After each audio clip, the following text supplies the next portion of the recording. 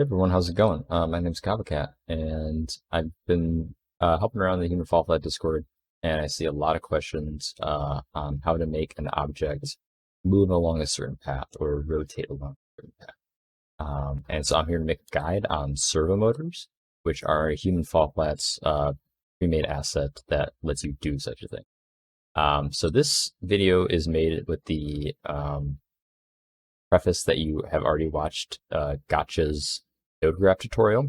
So if you haven't seen that yet, I'm going to be linking that down in the description so you can go and check that out and learn about node graphs first. After you've watched that, or if you've already watched that, this will be the next step. I'm also going to be pushing any of these prefabs to GitHub. So if you want to look at them yourself or use them in your own levels, you're more than welcome to. I'll leave a link to my GitHub down in the description below as well. So in this video, I'm going to be making 3 examples of how you can create something that uses a servo motor. So I'm going to start pretty basic with just a simple elevator. So I've just created an empty game object here.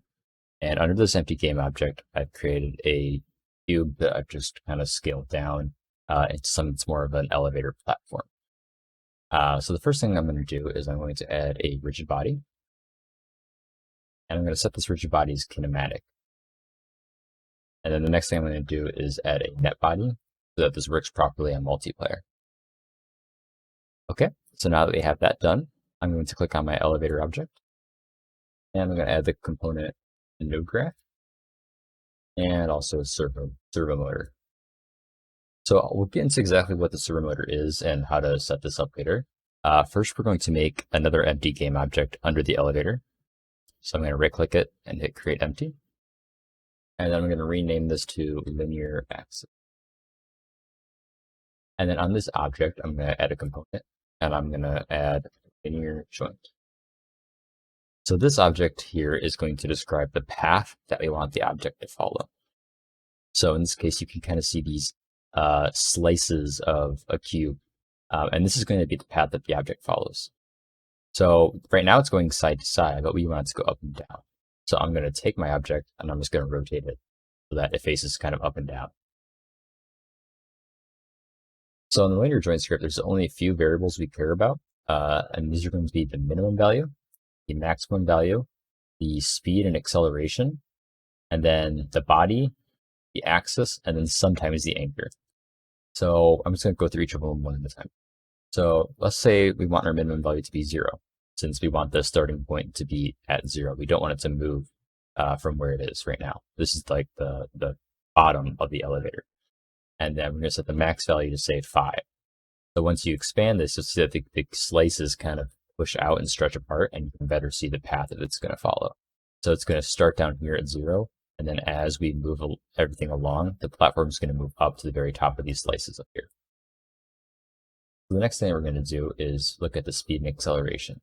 So right now the acceleration is 10, but the max speed is only 1. So we're going to increase the speed to something like 3, so it moves a bit faster. The acceleration is not going to matter here since it's already accelerating pretty fast relative to the max speed. So if we look at the body component, this is actually what we're going to be moving.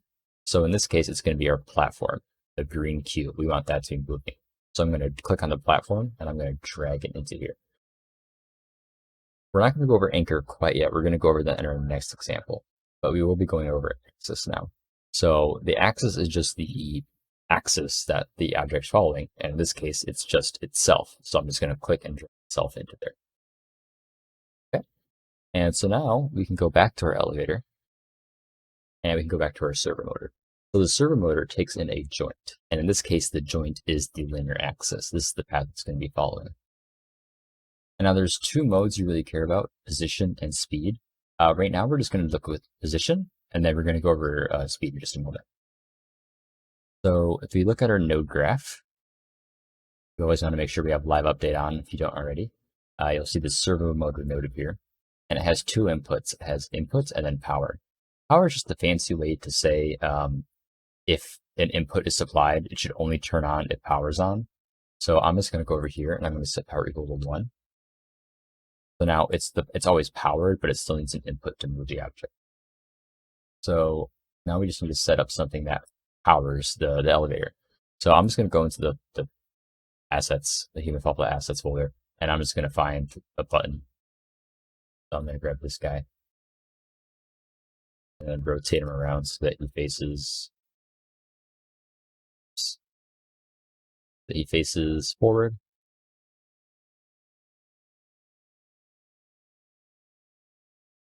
Drag it over here. Nice in position for us to just press it and then watch what the elevator does. I'm going to rename this for ease to just button. And then I'm going to drag and drop this into the elevator. Now, if you do that, then the node graph will appear here. So I'm just going to drag the output into the input. Now, normally action nodes require you to have a net signal in between, but the net body on the elevators actually are going to take care of the multiplayer syncing. So you don't actually need one per servo mode, which is kind of nice. It helps clean up your node graphs a little bit. And I'm just going to keep the button on toggle for now. Okay, so I think we're ready to head into game. Let's hit play. You can see down at the bottom, you can see what's happening to the states, the nodes. So I'm just going to press this button. And you'll see the elevator kind of rises up and then stops once it hits that max value of 5. So now if I press the button again and I toggle it off, it'll slide right back down to the starting position. So now you have yourself a very basic elevator that'll move up and down whenever you press the button. So the one more thing I want to go over with this asset is what happens if we change the mode to speed instead of position. Let's change that real quick and show what happens. Okay, so now when I press the button, it should still go up to the top. But when I let go, it doesn't move back down. This is because when you have it set to speed, the input is signed, meaning it won't move down unless the input is negative. Whereas in position, if the input is 0, it will try to return to its original position or its minimum value. So a way we can do something about this is I'm just going to go through some real quick signal math. I'm just going to duplicate a button, map it over to this other side.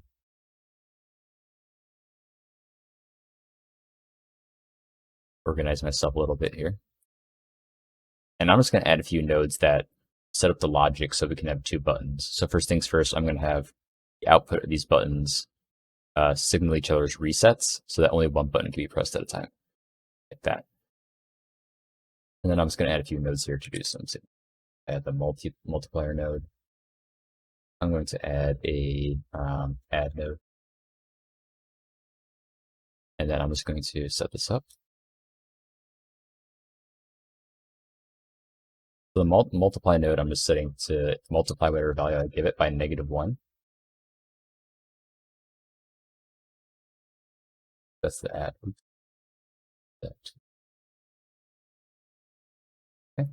And then we're going to add these 2 values together.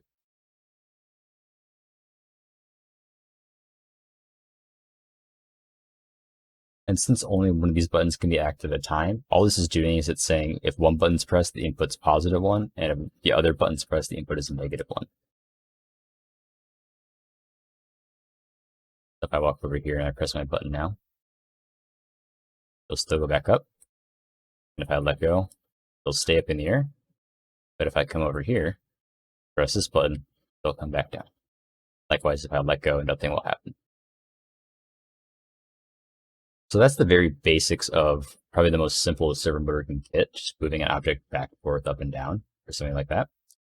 In the next example, we're going to be going over a servo motor that lets you move an object. All right, on to our next example. So in this example, I'm going to be going over a little piston. So I have a base of a piston here, and then I have the arm, and then the panel that's going to be pushing it. So first things first, I'm just going to scale this down in the interest of bad physics that I can already foresee happening.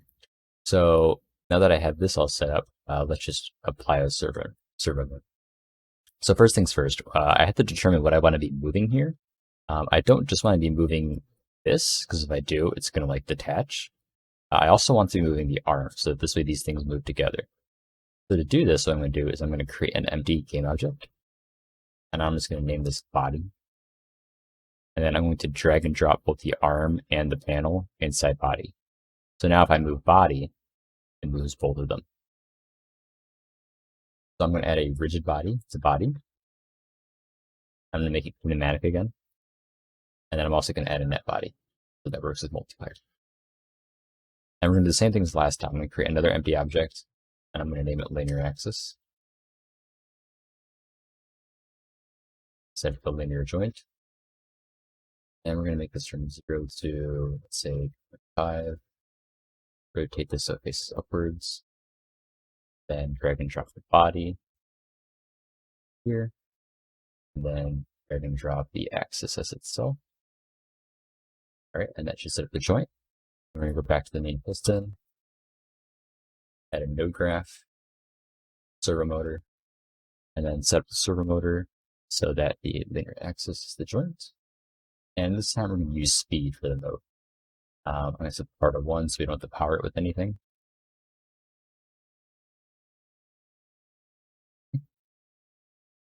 And then the next thing we're going to do is create a lever. That way we can pull the piston back and forth.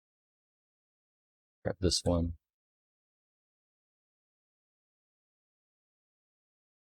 Name it to lever. And then I'm just going to drag and drop it onto the piston.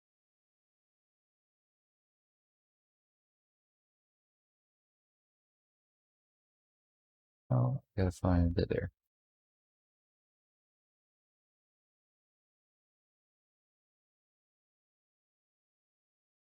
Alright, so I'm going to drag and drop my output of the lever into the servo motor.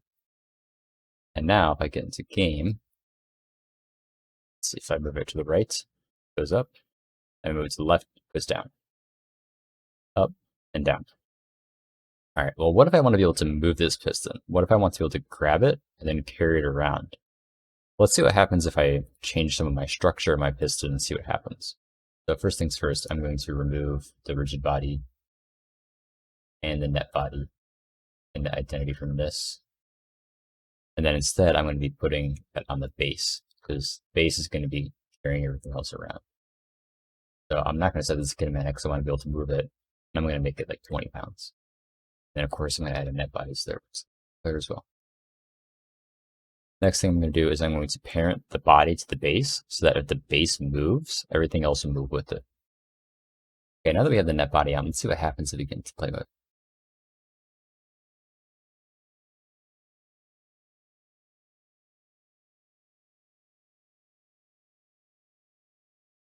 So I'm going to head over here, and I'm going to pick this up.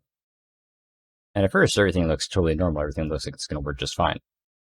But if I were to move this, we get all kinds of horrible, horrible behavior. We obviously don't want this happening in one of our levels. So how can we fix this? Well, what I'm going to do is I'm going to head to my linear axis. I'm going to use the anchor property. So the anchor just says, move the joint with whatever the anchor is. So in this case, we want it to be the base. We want the joint to follow the base. And then I'm going to check this box here, use transform anchor. And now if I head into play mode, we should have a lot better workings going out. Over here. Pull my cube down.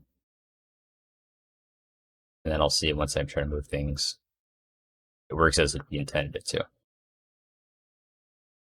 Okay, so our third and final example is going to be using an angular joint, which is going to rotate an object instead of moving it up and down or left and right or in a linear direction. So what I have here is I just have a catapult that I'm making. So again, it's just an empty game object. And then below that, I have the base. It's just this cube here. This isn't actually going to be doing anything. And then I have this little setup here. So I have an arm, which is just this green cube. And then I have a pivot object that is the parent of the arm. And you can't see because of the gizmos, but if I were to unparent this, unparent the arm, the pivot actually lies right here. And the reason for this is when I rotate the arm, I don't want it to move like this. I want it to be rotating around this base. So we'll see how that changes things at runtime. I'm going to reparent the arm to this. And then again, I'm just going to set up my servo motor the same way.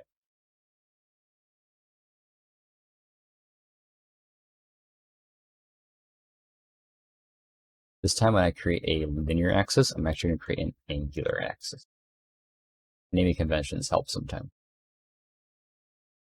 So instead of adding a linear joint, I'm going to be adding an angular joint. And then it's pretty much the same exact kind of setup as a linear axis would be, but with a circles with degrees as the min and max value. So if I set like 360, you'll see it creates a full circle as opposed to these little slices of cubes. If I set to like 180, it becomes half a circle, all that. So I'm just going to rotate this. That it goes from 0 to, let's say, 60 degrees is probably good. And then I'm going to rotate this 180 degrees. So that's going to follow this path like this, so that the arm rotates along this way, like that. Okay. So same thing as before. So the body, I want to be the pivots. The pivot's the object I want to rotate around. And then for the axis, I want the angular axis. Okay, and then the last thing for me to do is, of course, to add a rigid body, make it mechanic, and then add a net body to it. And I guess one more thing is we probably want this to be moving faster than 1 degree a second. So I'm going to crank it up all the way up. That way it launches our player. Okay, and then let's go back here, set up our servo motor. I'm going to do position again this time. And I'm going to set the simple timing kind of node so that when I step on this green part, it'll tick down the timer and then launch me after a couple seconds. So I'm just going to set up the timer like this. So 1.5 seconds. But here my power is on. And then I guess we should trigger it by a trigger volume. So I'm going to go back to the arm and I'm going to do two things. I'm going to have box collider that's marked is trigger. And I'm going to make it slightly bigger than the actual size of the cube. Set these to 0. And once I add a trigger volume, and as long as I set the collider to none, it'll trigger whenever a player steps on it. If I hook it up like this, we should be all set. Let's get into play mode and see what happens.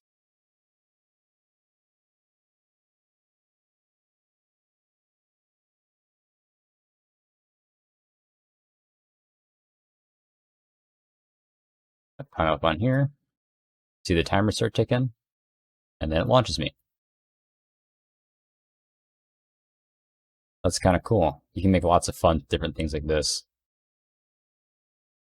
And because it's set to position, when the player steps off of it, it tries to reset to its natural value. Stand on the end here, I could probably get some real good distance. Yeah, like that. All right, well, that should cover the simple implementation details of servo motors. If you guys have any questions, let me know in the comments or on Discord. I'm in the Human Fall Flight Discord workshop support all the time. Feel free to at me. I don't really care. And if you guys want to see how any other like prefabs are made, I know voltage is another one I might be making a video about soon. Lots of questions about wires and stuff. Yeah, just again, let me know in Discord or in the comments, and maybe I can do another tutorial like this. So yeah, thanks guys. Have fun making levels. Peace.